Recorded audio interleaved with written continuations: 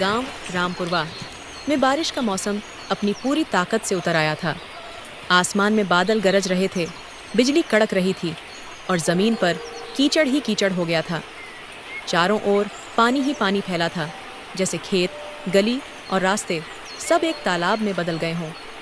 गांव के एक कोने में मिट्टी की छोटी सी झोपड़ी थी, जिसमें रहते थे रघु और उसकी छोटी बहन चंदा। रघु 18 वर्ष, मेहनती, ईमानदार लेकिन गरीब लड़का, जो गांव के खेतों में मजदूरी कर अपने और बहन के जीवन की गाड़ी खींच रहा था।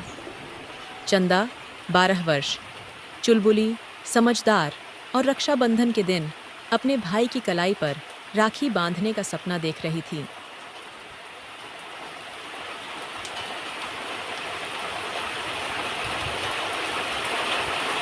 बरसात की इस भयानक रात में झोपड़ी के अंदर रघु एक कोने में बैठा भीगी लकड़ियां सुखाने की कोशिश कर रहा था। चंदा धीरे से बोली, भैया कल रक्षाबंधन है ना? रघु मुस्कुराकर बोला, हाँ बिटिया, मुझे याद है। आपकी कलाई अब भी खाली ना रहे, मैंने अपनी राखी बना ली है। चंदा ने एक पुरानी कागज की डिब्बी खोली और उसमें से सुई धागे से बनी एक सुंदर सी राखी निकाली। उसमें मोती नहीं थे, लेकिन उसमें बहन का प्यार और मेहनत झलक रही थी। रघु नम आंखों से, इससे कीमती राखी मुझे दुनिया की कोई बहन नहीं दे सकती। लेकिन भैया, मिठाई, आप हर साल मेरे लिए गुड़ के लड्डू लाते थे ना, इस बार? अगली सुबह बारिश जरा कम हुई थी।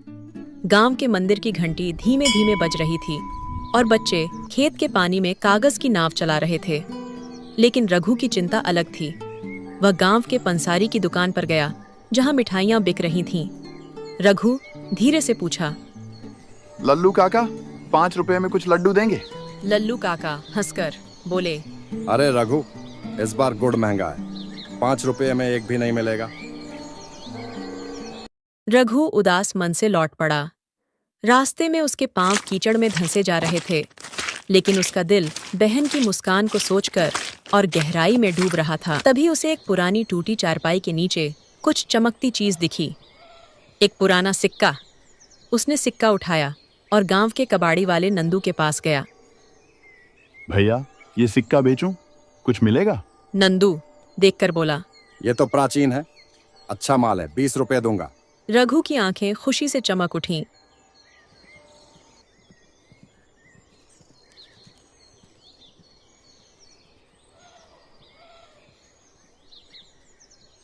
अब रघु सीधे बाजार गया, जहां एक छोटी सी मिठाई की दुकान खुली थी। रघु उत्साहित होकर बोला, भैया, 20 रुपए में कुछ गुड़ के लड्डू दे दो। दुकानदार मुस्कुराते हुए बोला, बिल्कुल, प्यार के लिए तो मिठाई भी मीठी हो जाती है। रघु ने मिठाई ली, कुछ मोती जैसी कांच की चूड़ियां भी खरीदी और फिर घर लौटते हुए चंदा के लिए एक छोटा सा आईना भी ले लिया।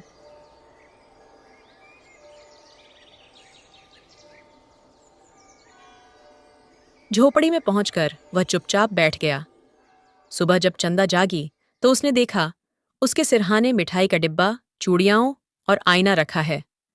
चंदा खुशी से चिल्लाई, भैया, ये सब आपने मेरे लिए? रघु हंसकर बोला, तू मेरी बहन है ना, तेरे लिए जान भी दूं। उस दिन चंदा ने रघु की कलाई पर राखी बांधी और रघु ने अपनी हथेली पर उसका सिर रखकर वादा किया, जब तक मेरा दम है तुझे कभी किसी तकलीफ में नहीं पड़ने दूंगा।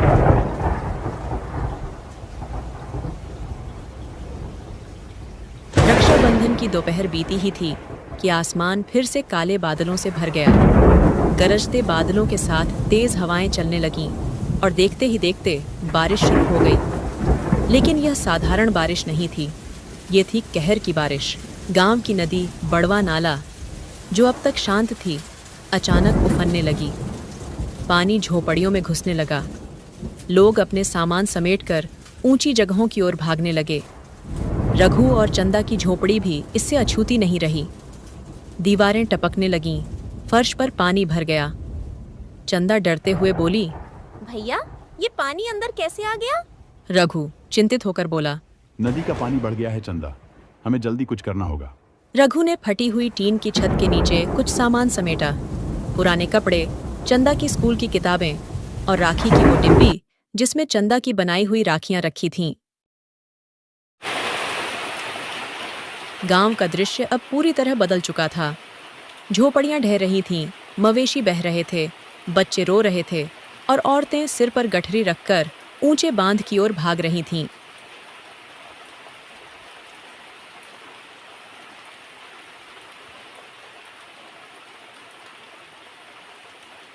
रघु ने चंदा को अपने साथ लिया और पानी में चलने लगा। रघु हिम्मत बांधते हुए बोला, डरना मत चंदा, मैं हूं ना, कुछ नहीं होने दूंगा तुझे। चंदा भरे गले से बोली, भैया मैं जानती हूँ आप मेरे लिए कुछ भी कर सकते हो। रास्ते में उन्हें बुजुर्ग हरिराम बाबा मिले, जिनका घर पूरी तरह डूब गया था। बाबा कांपती आवाज में बोले, बचाओ रघु, मेरे पास चलने की ताकत नहीं। रघु ने बिना सोचे उन्हें सहारा दिया और धीरे धीरे तीनों मिलकर गांव के स्कूल की ओर बढ़े, जो गांव की सबसे ऊंची जगह पर बना था।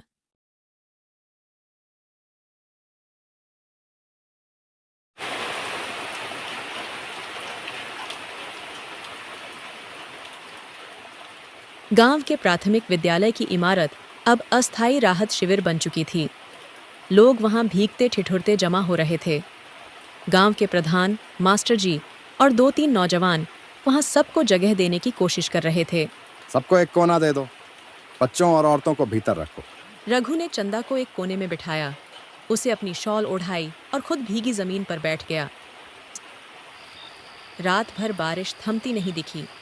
बिजली चली गई थी, अंधेरा था और दूर से कभी कभी किसी की चीख सुनाई दे रही थी। चंदा धीरे से बोली, भैया हम यहाँ कब तक रहेंगे? रघु धीमे स्वर में बोला, जब तक पानी उतर नहीं जाता बिटिया, तब तक। अचानक चंदा को जोर की खांसी आने लगी। उसका शरीर बुखार से तप रहा था। रात गहराती गई और चंदा की खांसी और बुखार और तेज हो गया। चंदा सिहरते हुए बोली, भैया मुझे ठंड लग रही है, सिर भी घूम रहा है। रघु उसका माथा छूकर बोला, तेरा तो बदन जल रहा है चंदा, ये बुखार बहुत तेज है। रघु को समझ नहीं आ रहा था कि वो क्या करे। स्कूल में न डॉक्टर था न दवा। बाकी गांव वाले भी अपनी अपनी परेशानियों में उलझे हुए थे। पास बैठी बूढ़ी अम्मा ने धीरे से कहा, अम्मा, रघु बेटा, रामपुर के बाहर वाले अस्पताल में डॉक्टर है, अगर तू वहाँ से कुछ दवा ले आए। रघु दृढ़ होकर बोला, मैं अभी जाता हूँ। चंदा कमजोर सी आवाज में बोली, भैया मत जाओ, बाहर पानी बहुत है। तू बस ठीक हो जा बिटिया, मैं अभी आता हूँ।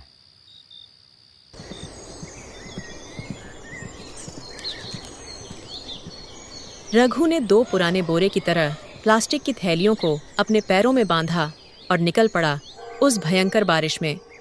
उसके हाथ में एक छाता था जो आधा फट चुका था और जेब में 5 रुपए और राखी की डिब्बी थी, जिसे वह हर हाल में चंदा के पास सुरक्षित रखना चाहता था।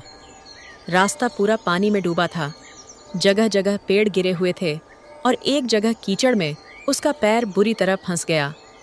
रघु खुद से बुदबुदाता, हे भगवान, मेरी बहन की जान बचा लेना, मेरी हिम्मत मत तोड़ना।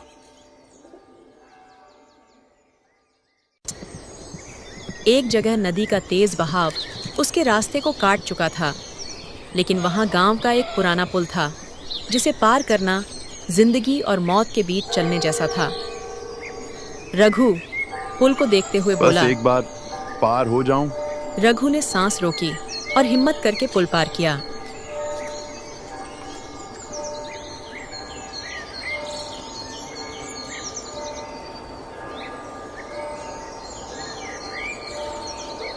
गांव से लगभग 3 किलोमीटर दूर रामपुर गांव का एक प्राथमिक स्वास्थ्य केंद्र था। वहां एक बूढ़ा कंपाउंडर बैठा था जो आपातकाल में मरीजों की देखभाल करता था। रघु हाँफते हुए बोला, भैया, मेरी बहन, बुखार बहुत तेज है, कुछ दवा। अरे बेटा, इतनी बारिश में कैसे आया तू? चल, मैं कुछ दवा देता हूँ, लेकिन डॉक्टर तो 2 दिन से फंसे हैं कहीं। बस आप दवा दे दो और अगर हो सके तो मेरे साथ चलिए। चलो बेटा, तू इतना आया है, मैं साथ चलता हूँ। रघु और कंपाउंडर ने दवा का थैला लिया और उसी बाढ़ के रास्ते लौट पड़े।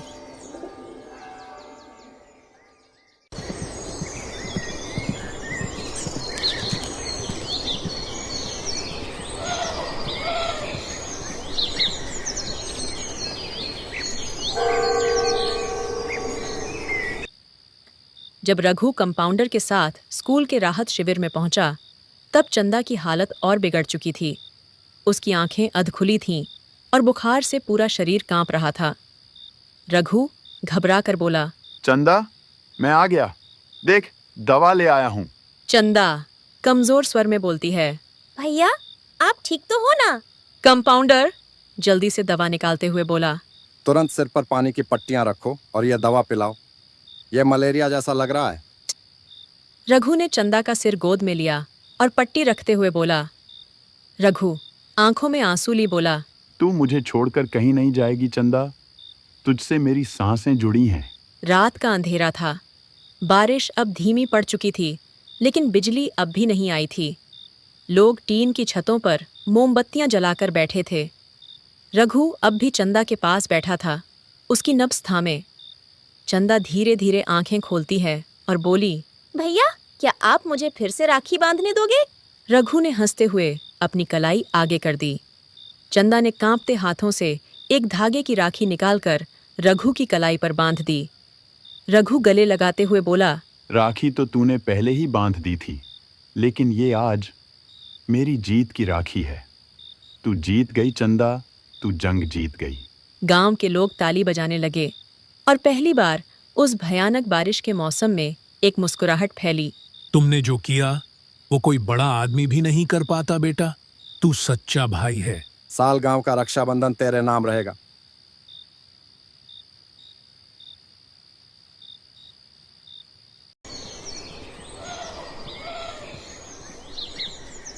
चंदा अब ठीक हो चुकी थी।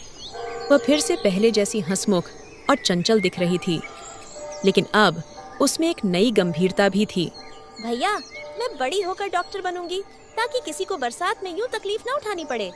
रघु मुस्कुराकर बोला, और मैं मेहनत करूंगा ताकि तुझे पढ़ा सकूं। रघु अब खेतों के साथ साथ गांव की चौपाल में बच्चों को पढ़ाने भी लगा। उसे पढ़ाई का शौक था, लेकिन हालात ने उसे खेतों में धकेल दिया था। गांव वालों ने भी देखा कि रघु सिर्फ मेहनती नहीं बल्कि समझदार भी है। प्रधान जी ने पंचायत में प्रस्ताव रखा, रघु को गांव का शिक्षा सेवक बनाया जाए। उसे हर महीने कुछ वेतन भी मिलेगा। पूरा गांव ताली बजाकर राजी हो गया। रघु की जिंदगी अब बदलने लगी थी।